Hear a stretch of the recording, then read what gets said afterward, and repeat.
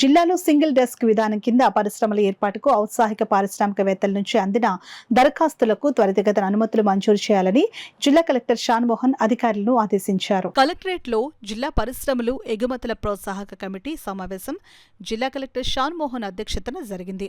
Single desk విధానం క్రింద గడిచిన త్రైమాసిక కాలంలో అందిన దరఖాస్తుల పరిష్కారం, చిన్న మధ్య తరహా పరిశ్రమల ప్రోత్సాహానికి వివిధ రాయితీల మంజూరు, MSME survey, PM Vishwakarma Yojana, cluster development వంటి అంశాలపై జిల్లా కలెక్టర్ పరిశ్రమలు, factors, pollution control board, ground water, సాంఘిక సంక్షేమం, అగ్నిమాపక, ఏపీఐఐసి తదితర శాఖల అధికారులు సమీక్షించి ఆదేశాలు జారీ చేశారు.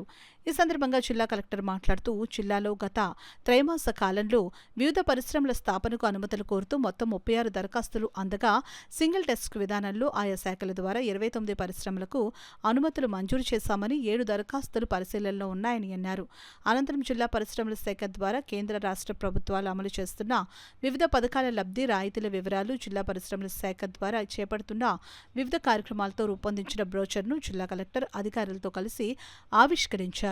సమావేశంలో జిల్లా పరిశ్రమల శాఖ GM CH Ganapathi, deputy chief inspector of factories D Radhakrishna, రవాణా శాఖ అధికారి GV Sivaprasad, APIAC zonal manager A Ramana Reddy, సాంఘిక సంక్షేమ శాఖ incharge DD G Srinivasa Rao, ground water DD Radhakrishna, జిల్లా అగ్నిమాపక ఇతర శాఖల జిల్లా అధికారులు, పరిశ్రమల శాఖ సిబ్బంది సురేష్, విజయ్ కుమార్, సందీప్, వివిధ అసోసియేషన్స్ ప్రతినిధులు పాల్గొన్నారు.